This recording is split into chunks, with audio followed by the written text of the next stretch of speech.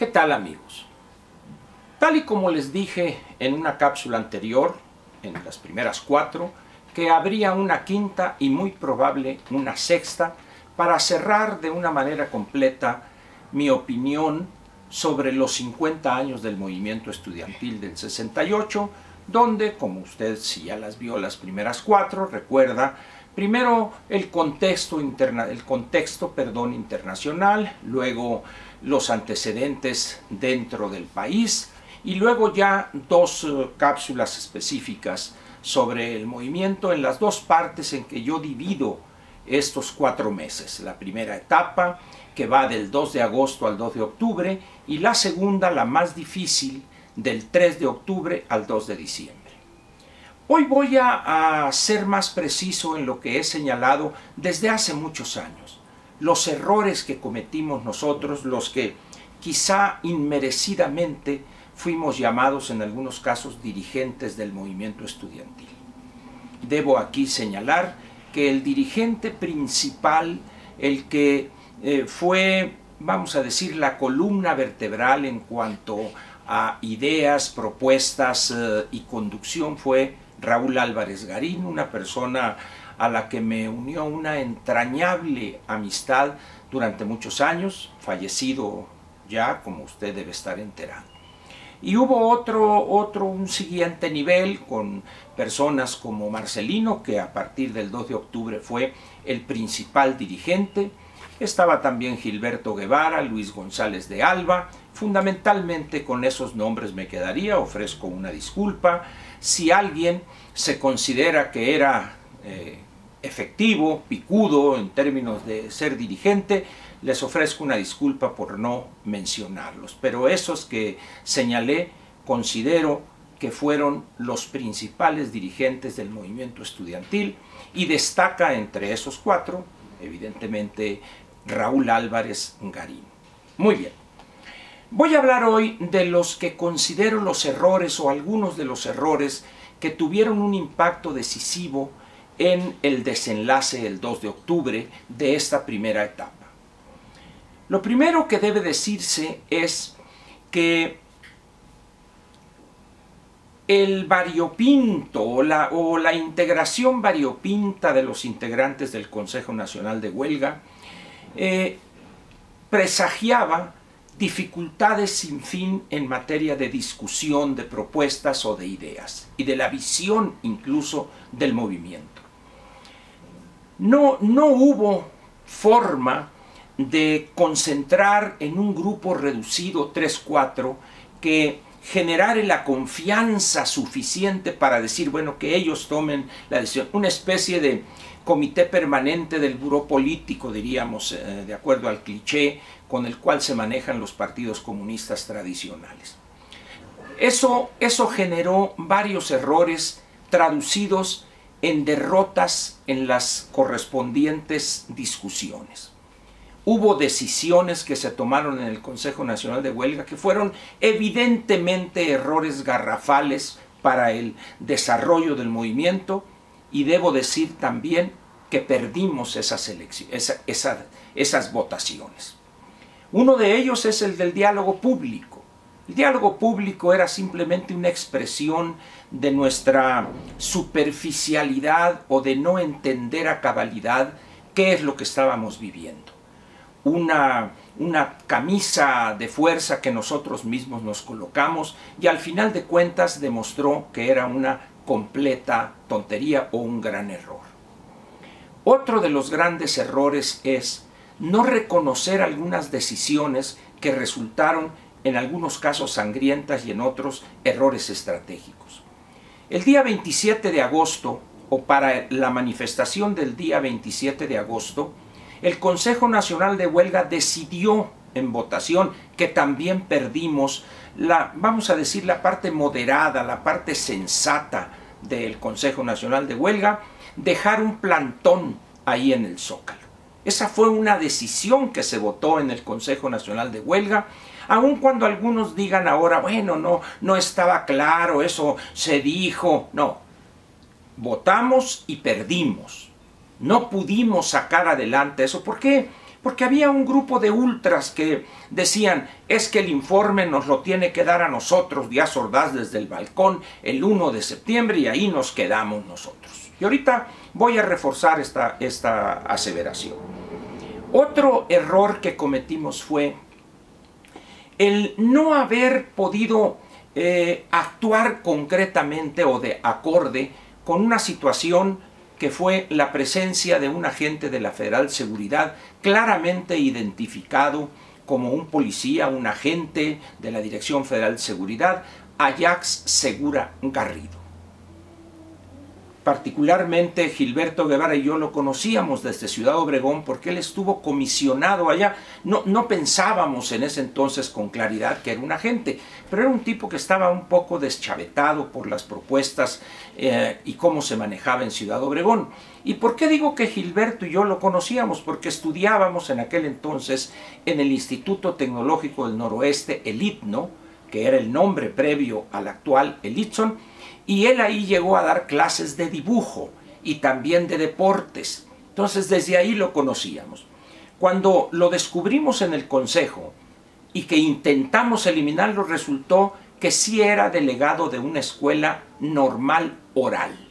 Fuimos incluso a ver si esa escuela existía ahí por la parte de Azcapotzalco, por esa zona, y efectivamente existía. Otro error importante fue el 2 de octubre que no supimos ver lo que ya era casi evidente, pues. Como he dicho, los mensajes previos, el 18, el 27 de agosto, hablo de este caso que es la manifestación más grande, más poderosa, la toma de Ciudad Universitaria, el 18, la toma del casco, y no vimos esa trampa, cómo íbamos cayendo ahí. Ya el desenlace ya lo conocemos. Y así podía darles algunos otros ejemplos y quizás cierre esta lista de ejemplos con el daño que hizo posiciones ultraizquierdistas dentro del Consejo. Y no me refiero a posiciones de ir a poner bombas, sino planteamientos excesivos que no iban con un movimiento que bien a bien no aquilatábamos su dimensión. Recordemos que México en esos momentos, en 1968, no tenía organizaciones, no las tiene hoy, pero en aquel entonces, de izquierda, de oposición verdaderamente organizadas, sólidas. No había experiencia. En esas condiciones, pues, creo que es importante que se reconozca eso para explicarle a las nuevas generaciones. Y he dejado para el final algo que me parece deleznable de algunos integrantes del Consejo Nacional de Huelga. Desde el 27 de agosto, y quizá posiblemente el viernes o la semana que entra o la cápsula semanal de este domingo que viene, hable in extenso de lo que yo viví el 27 de agosto y que le daré mi explicación de lo que pasó ese día. Pero por lo pronto le digo que a partir de que fueron los dirigentes capturados ahí en Tlatelolco y son llevados al campo militar número 1, se tejió lo que hoy es una leyenda negra alrededor de Sócrates Amado Campos Lemos. Era policía y que él iban con fotografías y se las mostraban y decía identificándolos con fotografías que le mostraban. Cuando en las conferencias de prensa o en lo que se llama en la primera fila de las manifestaciones, ahí nos tomaban fotos y donde salía hasta de lo que nos íbamos a morir. Nos conocía perfectamente la policía. Es un argumento infantil, pero se prestó muy bien este argumento de que Sócrates era policía, infiltrado, provocador, porque de esa forma nosotros descargábamos nuestros errores e irresponsabilidad en Sócrates. De muchos he escuchado esa opinión en torno a Sócrates. Sin embargo, me sorprendió sobremanera que hace unos cuantos días Gilberto Guevara Niebla presentó, y ya está en librerías, un pequeño librito que él tituló, no sé si la editorial lo haya titulado así, el Fondo de Cultura Económica, que se llama El 1968 explicado a los jóvenes. Muy bien, es un diálogo imaginario o real con alumnos que ahí identifica Gilberto, y donde les explica paso a paso cómo vio él el 68 y algunos otros aspectos. Pero le digo que me sorprende de Gilberto por lo siguiente. Yo conozco a Gilberto desde la etapa, vamos a decir, de adolescente. Yo lo conozco desde Ciudad Obregón hace ya casi 60 años a Gilberto. Durante el 68 convivimos todos los días porque nos formamos alrededor ambos de Raúl Álvarez. En esas condiciones, pues, me ha sorprendido que en este librito haya escrito lo siguiente, y le voy a leer textualmente para no equivocarme. Dice así Gilberto. Déjenme encontrar aquí la cita exacta. Aquí tengo el librito. Vamos a ver. Lo que pasa es que ya estos hermanitos Alzheimer. Ahí está. Dice Gilberto en la página 84 de este librito. Al día siguiente, el viernes 23, tres prominentes miembros del grupo de provocadores que actuaban encubiertos en el seno del CNH, Sócrates Campus, Sóstenes Tordesillas, que nosotros lo conocíamos, sus amigos, como el Toto, y José Nazar Tenorio, que era el delegado de la Boca 7, se presentaron en la asamblea para informar que un empleado de gobernación les había comunicado, etcétera, etcétera. Me refiero y resalto esto de los que actuaban encubiertos en el CNH, provocadores que actuaban encubiertos en el seno del CNH. Me extraña sobremanera que Gilberto escriba esto a 50 años del 2 de octubre. ¿Por qué, si estaba convencido de esto, no lo dijo antes de una manera tan clara como aquí? Y también, si habla él de más provocadores, ¿por qué nunca los mencionó? Siempre era Sócrates y Sócrates, y ahora mete hasta al Toto, que era el representante de homeopatía del Politécnico, y a José Nazar, que era el delegado de Boca 7. Por eso me sorprende esa actitud que considero ligera y además ofensiva por parte de Gilberto.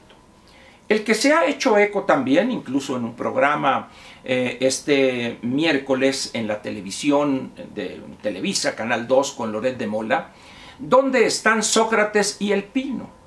El Pino, para aquellos que lo conocimos el 68 y quienes han convivido con él desde hace años, saben perfectamente la clase de persona que es.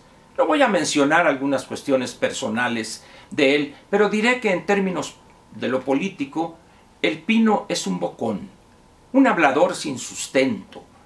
Y le pregunta a Carlos Loret de Mola, bueno, le dice, aquí está Sócrates, le dice, ¿cuáles son los argumentos de usted para afirmar que él es un provocador, un policía, un infiltrado? Y en ese momento, aquella bravura del Pino del movimiento del 68 recula y con un sentado mostrando su prominente rumen, dice, bueno, dicen, pues yo no sé, no le dice, pero aquí está, ¿cuáles son los argumentos que da usted? Y en ese momento, lo digo, conociéndolo al Pino, se rajó el Pino, se pandió. No, pues no sé, pues es lo que dicen. ¿Es válida esa actitud de señalar a Sócrates como un policía, un provocador, un infiltrado, como el chupacabras del movimiento? ¿Porque se dice? ¿Porque dicen por allá? Creo que es una actitud de ambos, tanto de Gilberto como del Pino, sumamente irresponsable y que además no es cierto eso. Ahí mismo Sócrates se encargó de contestar y refutar esas falsedades, o al menos refutar al Pino en algo que ha venido diciendo con una seguridad que solo provoca o la cobardía o la ignorancia, cuando en una entrevista que le hace Ricardo Rocha en el 30º aniversario, en 1998, señaló ahí con índice de fuego y con una contundencia, es que Sócrates, policía, provocador, etc. Ese fue otro de los grandes errores que cometimos en ese año del movimiento estudiantil de 1968.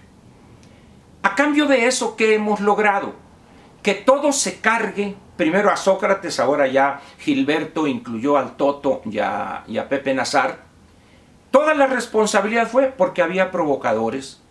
Pues sí, es muy fácil Eso me libra a mí de toda responsabilidad política, me libra de haber cometido errores que permanezcan a un lado. ¿Por qué? Porque todo se debió a ese provocador, a ese policía o a esos provocadores que Gilberto no tiene la seriedad de decir era fulano, fulano, fulano, fulano y mengano.